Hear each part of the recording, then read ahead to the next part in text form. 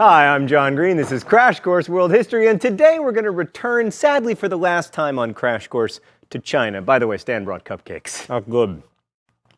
I wish I could draw some parallel between this and China, but I got nothing. They're just delicious. I'll sure miss you, piece of felt Danica cut out in the shape of China using blue because we felt like red would be cliche. Mr. Green, Mr. Green, Mr. Green! You don't get to talk until you shave the mustache, me from the past. So the 20th century was pretty big for China because it saw not one, but two revolutions. China's 1911 revolution might be a bigger deal from a world historical perspective than the more famous communist revolution of 1949, but you wouldn't know it because one, China's communism became a really big deal during the Cold War, and two, Mao Zedong, the father of communist China, was really good at self-promotion. Like, you know, his famous book of sayings? Pretty much everyone in China just had to own it. And I mean, had to.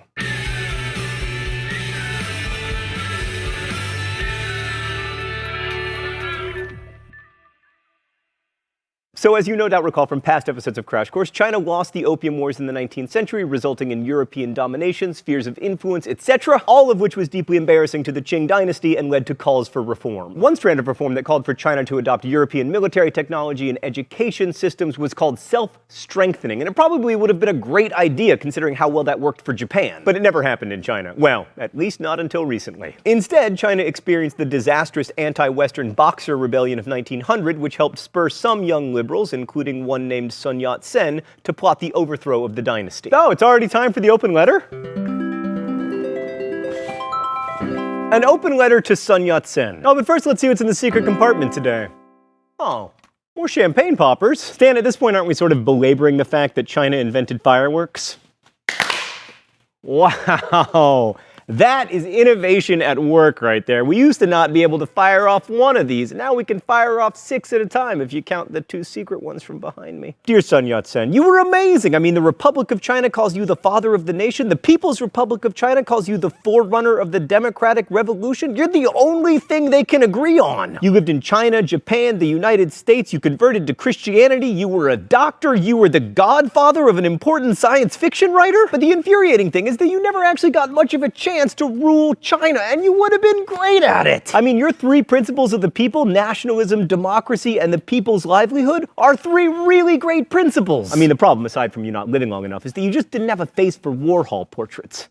It's too bad. Best wishes, John Green. So the 1911 revolution that led to the end of the Qing dynasty started when a bomb accidentally exploded, at which point the revolutionaries were like, we're probably going to be outed, so we should just start the uprising now. The uprising probably would have been quelled like many had before, except this time the army joined the rebellion because they wanted to become more modern. The Qing emperor abdicated and the rebels chose a general, Yuan Shikai, as leader, while Sun Yat-sen was declared president of a provisional republic on January 1st, 1912. A new government was created with a senate and a lower house, and it was supposed to write a new constitution. And after the first election, Sun Yat-sen's party, the Kuomintang, were the largest, but they weren't the majority. So Sun Yat-sen deferred to Yuan, which turned out to be a huge mistake because he then outlawed the Kuomintang party and ruled as dictator. But then when Yuan Shikai died in 1916, China's first non-dynastic government in over 3,000 years completely fell apart. Localism reasserted itself with large-scale landlords with small-scale armies ruling all the parts of China that weren't controlled by foreigners. You might remember this phenomenon from earlier in Chinese history. First during the Warring States period, and then again for 300 years between the end of the Han and the rise of the Shui. So the period in Chinese history between 1912 and 1949 is sometimes called the Chinese Republic, although that gives the government a bit too much credit. The leading group trying to reform China into a nation-state was the Kuomintang, but after 1920, the Chinese Communist Party was also in the mix. And for the Kuomintang to regain power from those big landlords and reunify China, they needed some help from the CCP, who did manage to patch things up for a while in the early 1920s,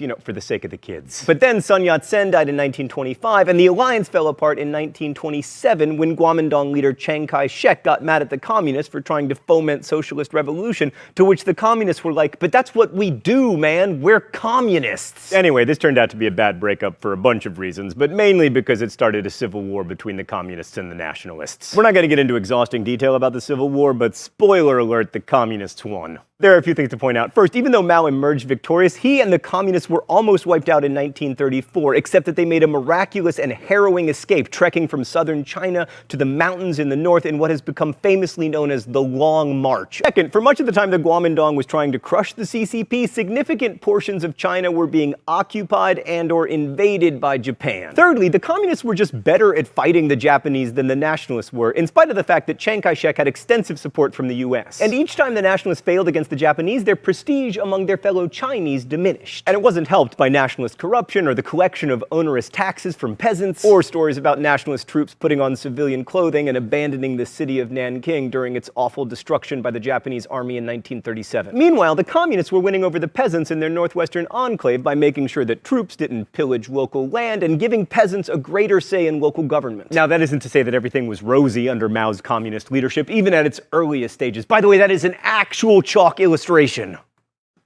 Very impressed. In a preview of things to come, in 1942, Mao initiated a rectification program, which basically meant students and intellectuals were sent down into the countryside to give them a taste of what real China was like in an effort to re-educate them. We try to be politically neutral here on Crash Course, but we are always opposed to intellectuals doing hard labor. But anyway, within 4 years of the end of World War II, the communists routed Chiang Kai-shek's army and sent them off to Taiwan, and these military victories paved the way for Mao to declare the People's Republic of China on October 1st, 1949. So once in power, Mao and the PRC were faced with the task of creating a new socialist state. And Mao declared early on that the working class in China would be the leaders of a people's democratic dictatorship.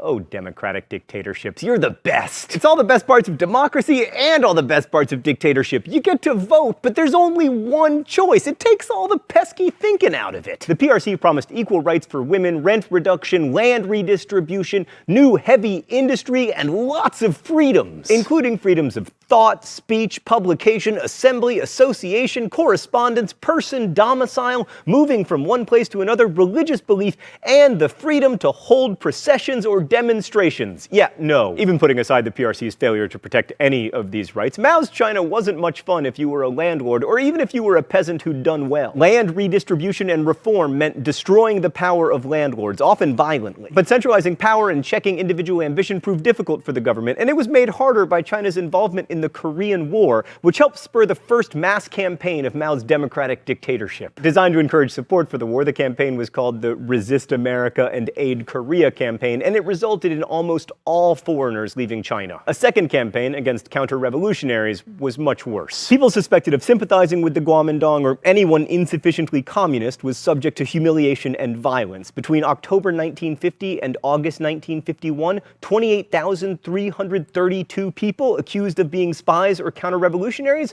were executed in Guangdong City alone. A third mass campaign, the 3 Anti campaign, was aimed at reforming the Communist Party itself, and the final mass campaign, the 5 Anti campaign, was an assault on all bourgeois capitalism, which effectively killed private industry in China. Very few of the victims of this last campaign actually died, but capitalism was weakened and state control bolstered. Okay, let's go to the thought bubble. Mao and the CCP set out to turn China into an industrial powerhouse by following the Soviet model. We haven't really talked about this, but under the Soviet system, Russia was able to accomplish massive industrialization, not to mention tens of millions of deaths from starvation, through centralized planning and collectivization of agriculture following what were known as 5-year plans. The Chinese adopted the model of the 5-year plans beginning in 1953, and the first one worked, at least as far as industrialization was concerned. In fact, the plan worked even better than expected, with industry increasing 121% more than projected. In order for this to work, though, the peasants had to grow lots of grain and sell it at extremely low prices. This kept inflation in check,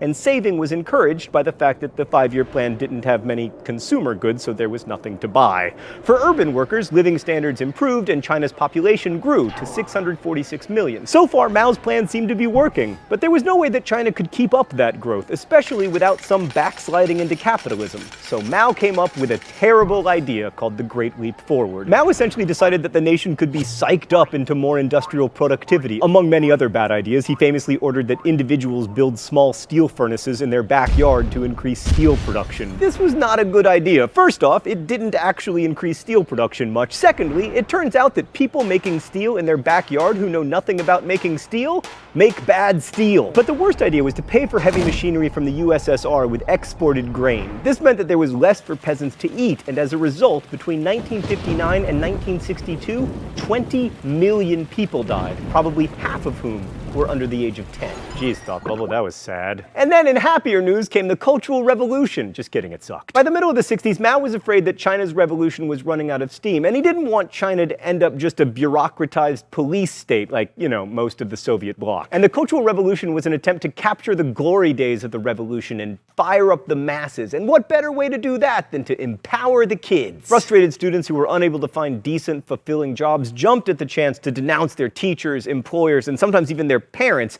and to tear down tradition, which often meant demolishing buildings and art. The ranks of these Red Guards swelled, and anyone representing the so-called four olds, old culture, old habits, old ideas, and old customs, was subject to humiliation and violence. Intellectuals were again sent to the countryside, as they were in 1942, millions were persecuted, and countless historical and religious artifacts were destroyed. But the real aim of the Cultural Revolution was to consolidate Mao's revolution, and while his image still looms large, it's hard to say that China these days is a socialist state. Many would argue that Mao's revolution was extremely short-lived, and that the real change in China happened in 1911. That's when the Chinese Republic ended 3,000 years of dynastic history and forever broke the cyclical pattern the Chinese had used to understand their past. I mean, at least in some senses, those nationalist revolutionaries literally put an end to history. That sense of living in a truly new world has made many great and terrible things possible for China. But the legacy of China's two revolutions is mixed at best. China, for instance, made most of the camera we're using to film this video, and China made most of the computers we use to edit it. But no one in the People's Republic of China will legally be able to watch this video, because the government blocks YouTube.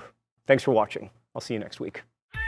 Crash Course is produced and directed by Stan Muller. Our script supervisor is Meredith Danko. Our associate producer is Danica Johnson. The show is written by my high school history teacher, Raoul Meyer, and myself, and our graphics team is Thought Bubble. Last week's phrase of the week was disco golf ball. If you want to guess at this week's phrase of the week or suggest future ones, you can do so in comments, where you can also ask questions about today's video that will be answered by our team of historians. If you like Crash Course, make sure you've subscribed. Thanks for watching, and as we say in my hometown, don't forget to be awesome.